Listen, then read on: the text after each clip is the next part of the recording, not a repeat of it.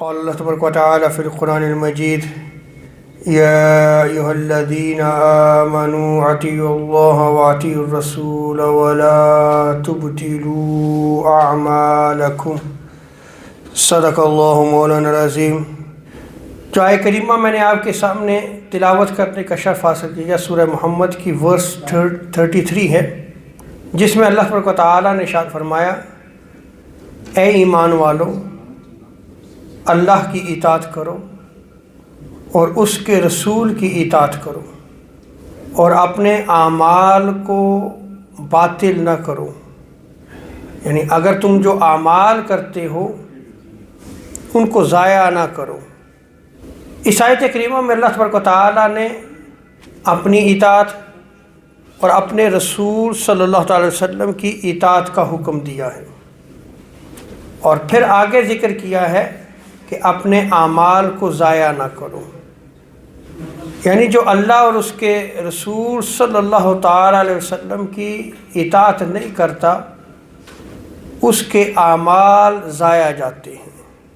اس آیت کریمہ کا شان نزول ذرا سمجھیے گا۔ صحابہ کرام یہ خیال کیا کرتے تھے کہ جب انسان لا الہ الا اللہ پر یقین رکھتا ہے تو اسے کوئی گناہ نقصان نہیں دیتا، جس طرح شرک کی صورت میں کوئی نیک عمل فائدہ نہیں دیتا۔ اگر مشرک ہے تو اس کا ہر نیک عمل اس کو فائدہ نہیں دے گا، آخرت میں اس کے لیے کوئی اجر و ثواب نہیں ہوگا۔ تو صحابہ کرام یہ خیال کیا کرتے تھے کہ ہم نے لا الہ الا اللہ اس پر ہمارا یقین ہے تو ہمیں کوئی گناہ نقصان نہیں دے گا۔ تو یہ آیت کریمہ نازل ہوئی یا ایھا الذین آمنوا اطیعوا اللہ واطیعوا الرسول ولا تبطلوا اعمالکم، کہ ایمان والو اللہ اور اس کے رسول کی اطاعت کرو اور اپنے اعمال کو ضائع مت کرو۔ یہ آیت کریمہ جب نازل ہوئی تو صحابہ کرام ڈرنے لگے کہ گناہ کی وجہ سے اعمال ضائع ہو جائیں گے، یعنی بندہ اگر گناہ کرتا ہے تو اس گناہ کے سبب اس کے اعمال ضائع جائیں گے۔ لیکن اگر آج ہم اپنی زندگی پہ غور کریں تو دیکھیں کہ ہم نیک اعمال بھی کرتے ہیں، لیکن انہی نیک اعمال کے ساتھ ہماری زندگی گناہوں پہ بھی بسر ہو رہی ہے، بتقاضۂ بشریت گناہ بھی سرزد ہو رہے ہیں۔ تو گناہ جو ہے وہ اعمال کو ضائع کر دیتے ہیں۔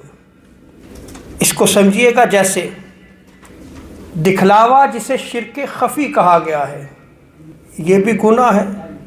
بندہ جو عمل کرے گا، اب چونکہ اس کی نیت دکھلاوے کی ہے، آخرت میں اس کو اس کے عمل کا کوئی فائدہ نہیں دیا جائے گا، وہ سراسر خسارے میں رہے گا، اور اس کو شرک خفی بھی کہا گیا۔ اسی طرح غیبت، بیک بائٹنگ آتا ہے، قرآن مجید میں اس سے منع کیا گیا۔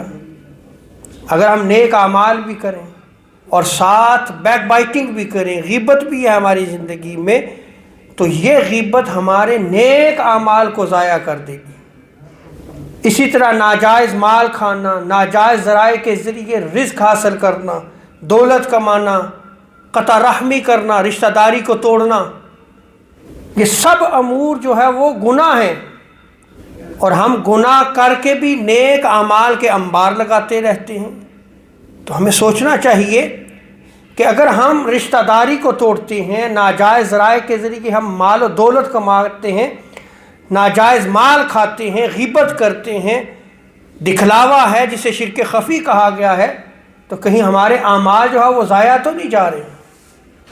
اسی لیے جب یہ آیت کریمہ نازل ہوئی تو صحابہ کرام نے بارگاہ مصطفیٰ صلی اللہ علیہ وسلم میں سوال کیا، یا رسول اللہ کون سی شے ہے جس سے ہمارے اعمال ضائع ہو جائیں گے؟ تو آقا علیہ الصلوۃ والسلام نے ارشاد فرمایا ثابت ہونے والے گناہ کبیرہ اور بے حیائی کے امور، اس سے تمہارے اعمال ضائع جائیں گے۔ صحابہ بیان کرتے ہیں کہ کہ جب ہم کسی میں یہ دیکھتے کہ کوئی گناہ کبیرہ کر رہا ہے یا بے حیائی کا کام کر رہا ہے تو ہم کہتے کہ وہ ہلاک ہو گیا۔ تو آقا علیہ الصلوۃ والسلام نے دو چیزوں کا بیان کیا ہے، گناہ کبیرہ کا اور بے حیائی کے کام سر انجام دینا۔ یہ دو چیزیں ایسی ہیں کہ جس سے اعمال ضائع جاتے ہیں، برباد ہو جاتے ہیں، ختم ہو جاتے ہیں۔ اللہ تبارک و تعالیٰ نے تو ہمیں متنبہ کیا ہے، یا ایھا الذین آمنوا اطیعوا اللہ واطیعوا الرسول ولا تبطلوا اعمالکم، اے ایمان والو اللہ اور اس کے رسول کی اطاعت کرو اور اپنے اعمال کو باطل نہ کرو۔ جب آپ اللہ اور اس کے رسول کی اطاعت کریں گے، اللہ کے احکام پہ عمل کریں گے، آقا علیہ الصلوۃ والسلام نے حدیث و سنت کی صورت میں جو ہمیں اپنے فرامین عطا کیے، اعمال کی صورت میں آقا علیہ الصلوۃ والسلام نے جو ہمیں ہدایت دی ہے، اگر ہم اس پہ عمل کریں گے تو پھر ہماری زندگی سے دکھلاوا بھی ختم ہو جائے گا۔ ہم کسی کی غیبت بھی نہیں کریں گے، ناجائز مال بھی نہیں کھائیں گے، ناجائز ذرائع کے ذریعے ہم رزق بھی نہیں کمائیں گے، قطع رحمی بھی نہیں کریں گے، اس لیے کہ صراط مستقیم پہ چلتے ہوئے پھر آپ ان امور سے بچتے ہیں۔ ابن عباس رضی اللہ تعالی عنہما وہ بیان کرتے ہیں کہ شک اور نفاق یعنی منافقت، اس سے اعمال ضائع ہو جاتے ہیں۔ یعنی جو منافق ہے اس کے اعمال اس کو روز قیامت کوئی فائدہ نہیں دیں گے۔ کیوں؟ اس لیے کہ اس میں نفاق ہے۔ اب آپ یہ دیکھیں کہ احادیث مبارکہ میں اس چیز کو بیان کیا گیا ہے کہ منافقت کی علامات میں سے ایک علامت یہ بھی ہے کہ جو بات کرے تو جھوٹ بولے۔ تو جو شخص بات کرتے ہوئے جھوٹ بولے تو اس میں ایک منافقت کی علامت پائے گی یا نہیں پائے گی؟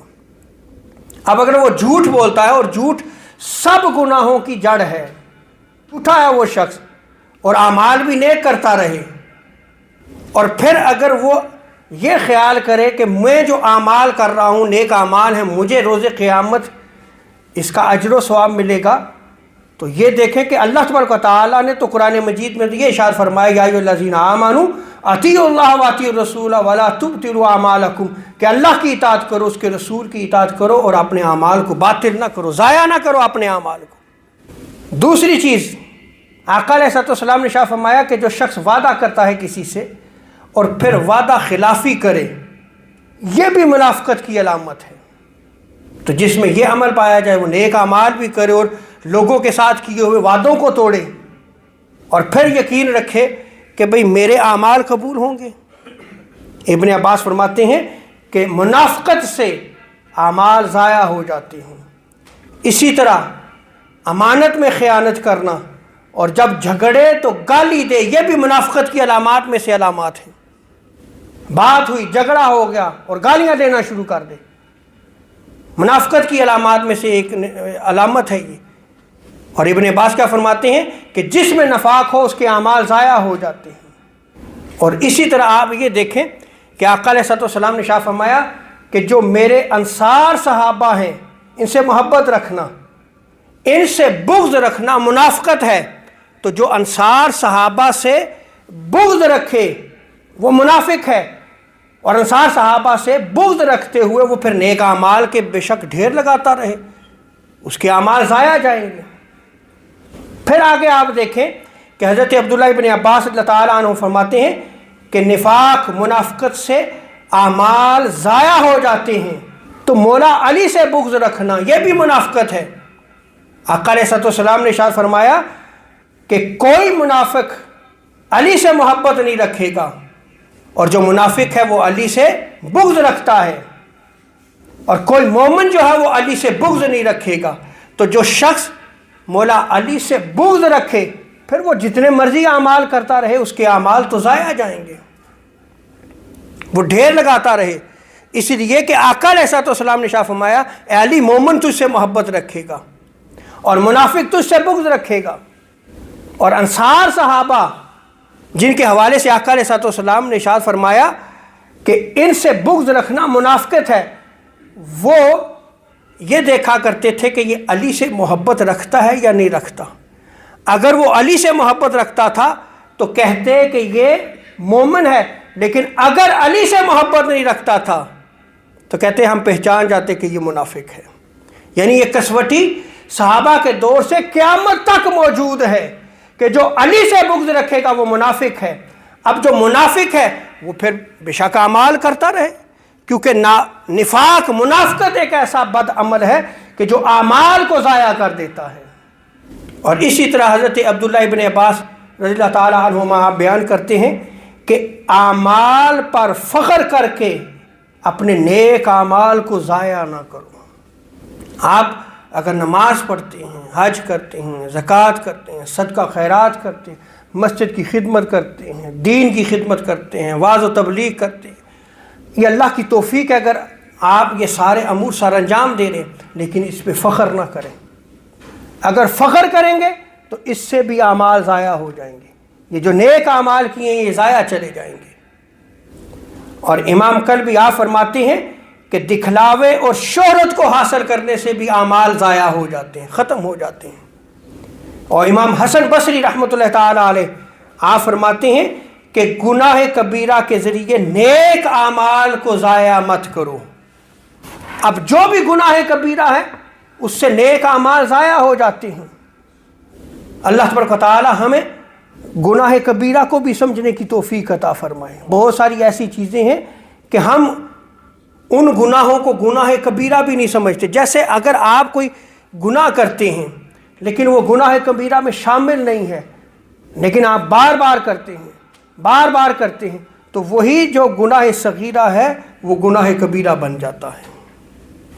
اور ان گناہوں سے بچنے کا طریقہ کیا ہے؟ حضور کی سنت کو اختیار کر لیں، آقا علیہ السلام کی اطاعت کو اختیار کریں۔ آقا علیہ السلام کی سنت کے ساتھ جب تمسک ہوگا تو آپ اپنے اعمال کو بچا لیں گے۔